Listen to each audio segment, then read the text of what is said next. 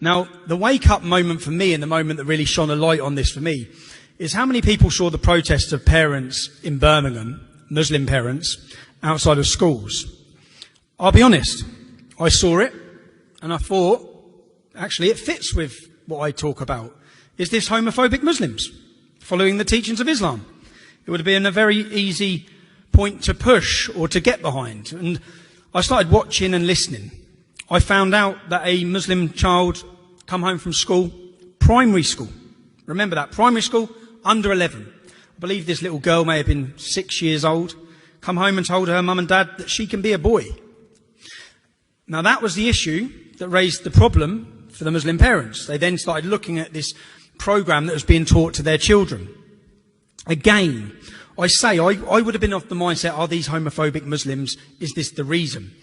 I looked at the school. I saw that the man who's running this education system within the school is homosexual. So then I investigate to see if there's been any previous complaints at the school by Muslim parents about having a gay man teach their children, which there hadn't.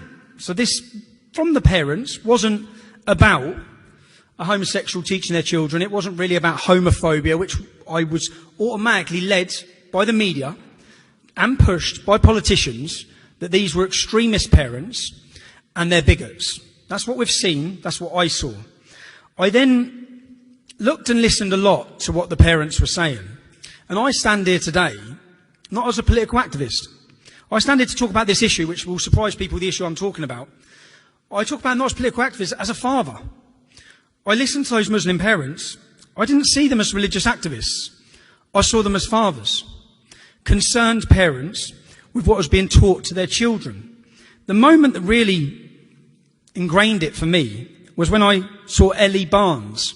Ellie Barnes is a government advisor, an award winner, an LGBT activist in Birmingham. This problem comes from Birmingham.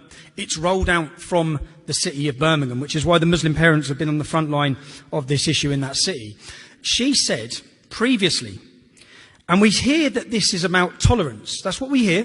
This is about this teaching of the children. We'll get onto what they're teaching, but we hear it's about tolerance. Ellie Barnes, and I'll quote her, "We must smash the heteronormativity in primary school children." That's someone with an agenda, their own agenda, and they want to push it on our children. Not her children, our children. Okay? Smash the heteronormativity. The normativity of a man being with a woman, which is normal. Okay? And they want to smash it. And this is like when I first woke up to the issues I'm known for talking about. The more I read, the more concerned I come. It's exactly the same with this issue. The more I've started looking and learning and seeing the agenda that's being pushed on primary school children, the more concerned I've come. Let me show you a video, and I could show you hours worth of these videos. Yeah? Let me show you a video of primary school nursery children. Would like to do some of those funny little dances from Fortnite? Does anybody know any of the dances from Fortnite? Oh, then you are a credit to your community. But most of all, Michael likes to twerk.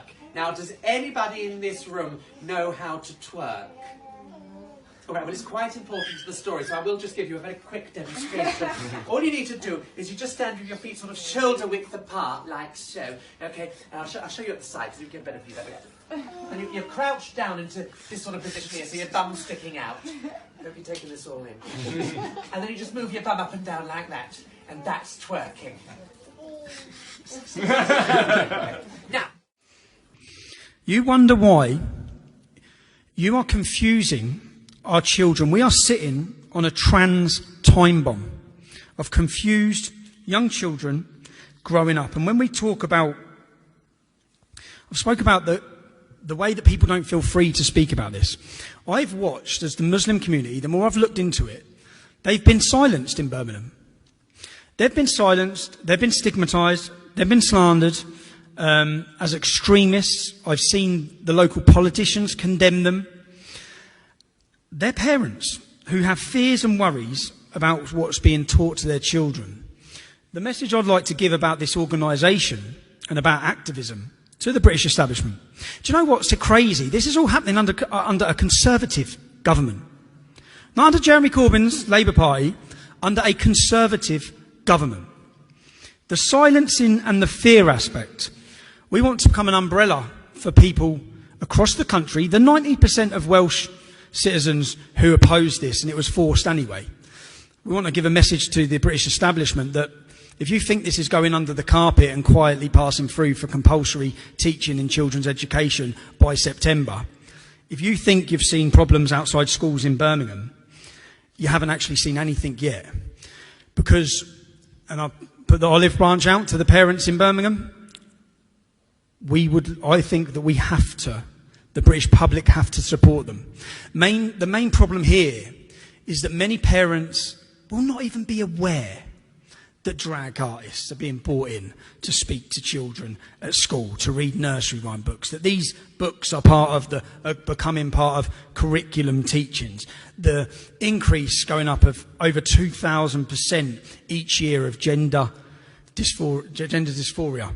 So, in that, as a father, as a guardian to my children, I will not allow a nanny state to remove my parental rights. And I want to make sure that people join. If you wanted a movement to join, I urge you to join it. I urge real LGBT activists. We've come a long way in protecting gay people's rights. I'd be the first person to speak up for gay people's rights. These videos, this teaching is nothing about gay people's rights. This is about an enforced indoctrination into primary school children. I implore you to join this fight. I implore you to join this movement. The nanny state makes for a terrible educator and an even worse parent.